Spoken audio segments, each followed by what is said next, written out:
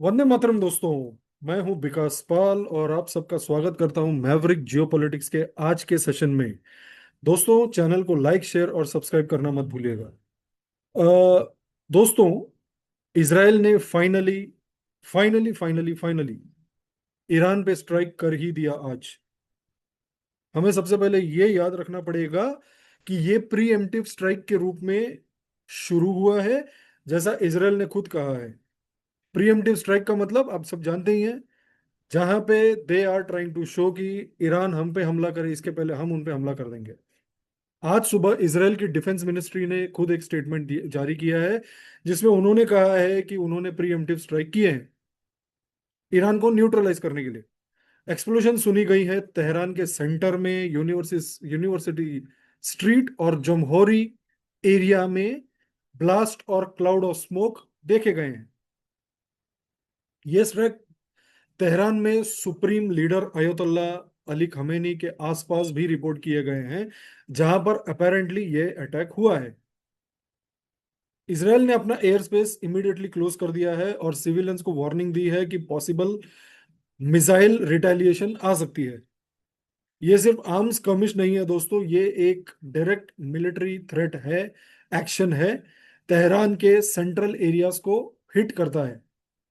Israel ने पूरे देश में स्टेट ऑफ इमरजेंसी डिक्लेयर कर दी है।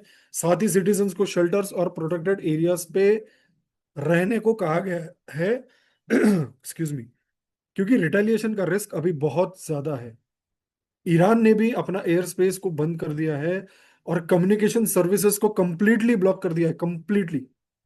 जो कि इंडिकेट करता है कि ईरान भी अब वर्स्ट केस सिनेरियो के लिए प्रिपेयर हो रहा है।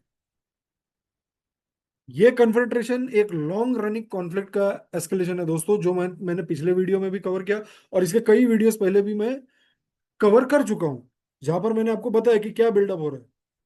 इसराइल और ईरान के बीच टेंशन्स पहले से ही हाई थे, पर्टिकुलरली ईरान के न्यूक्लियर प्रोग्राम को लेकर। और यूएस ईरान नेगोशिएशंस के फेल होने के बाद ईरान पे इल्जाम है कि वो अपने न्यूक्लियर एक्टिविटी को एक्सपेंड किए जा रहा है, किए जा रहा है, किए जा रहा है, जो कि इसराइल और यूएस दोनों के लिए एक मेजर सिक्योरिटी थ्रेट है। मल्टीपल सोर्सेस कंफर्म कर रहे हैं कि यूएस भी इसमें मिलिट्री एक्शन में इनडायरेक्टली या डायरेक्टली इन्वॉल्व है। देखिए, ये तो मैंने पहले ही कहा था आपको कि ईरान पे जो हमला होगा वो यूएस डायरेक्टली नहीं करेगा, वो इसराइल के थ्रू ही करवाएगा। और वही हुआ। अब इसके बाद यूएस कितना इन्वॉल्व होगा वो देखना पड़ेगा। यूएस ने इस रीजन में already significant military assets place किए हुए थे, including aircraft carriers and advance jets, जिसका पर्पस डिप्लोमेसी को पुश करना नहीं था, ऑब्वियसली नॉट। लेकिन जब नेगोशिएशन फेल हुए तो मिलिट्री ऑप्शन भी इंक्लूड किया गया।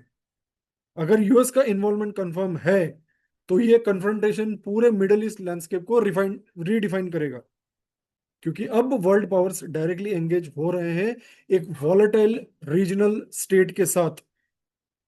ईरान ने प्रीवियसली धमकी दी भी थी कि अगर उन पर डायरेक्ट अटैक हुआ तो वो रिटेलिएट करेगा।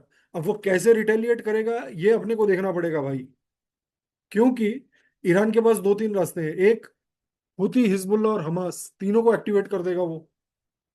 शायद तीनों को एक्टिवेट कर देगा, शायद रेड सी ब्लॉक कर देगा, शायद स्ट्रेट ऑफ हॉर्मुज को ब्लॉक कर देगा। रेड सी कैसे? रेड सी हुतीज है यमन में, उनको एक्टिवेट करके रेड सी पे ब्लॉकेट लगा सकता है ईरान, कुछ ना कुछ हमले करेगा। उसको छोड़ के जो स्ट्रेट ऑफ हॉर्मुज है वो पूरा का पूरा, वो पतला सा जो कॉरिडोर है उसको कंट्रोल करता है ईरान। वो डायरेक्टली ईरान के इन्फ्लुएंस में है। तो ये सारी चीजें हो सकती हैं।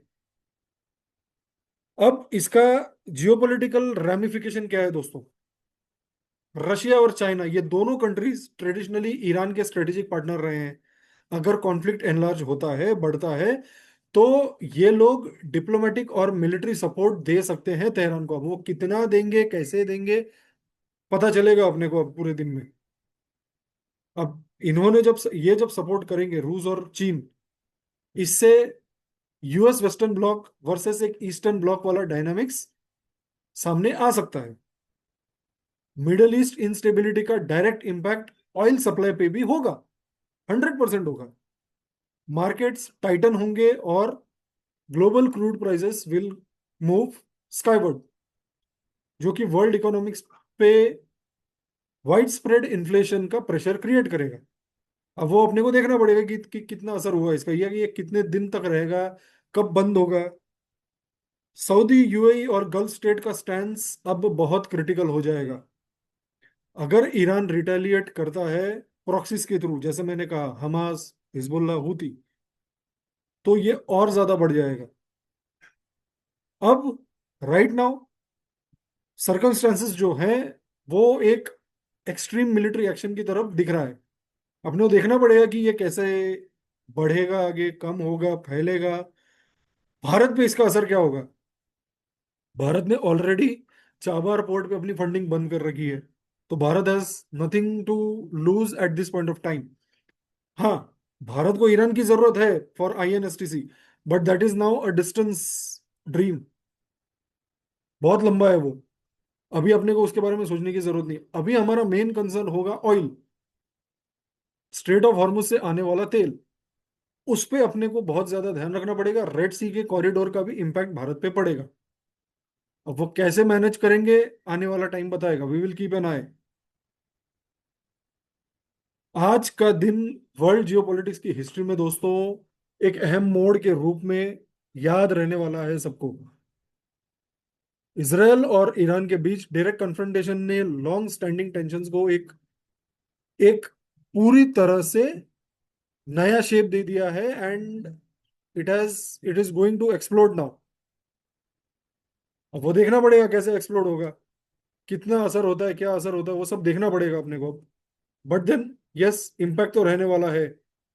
अब वो किसे कैसे इम्पैक्ट रहेगा, let's see, let's keep an eye. पता चलेगा अपने को। चलिए, we will keep an eye, let's stay in touch. यहीं पर इस सेशन का अंत करते हैं। चैनल को लाइक और share, like share and subscribe करना मत भूलिएगा दोस्तों। जय हिंद, भारत माता की जय।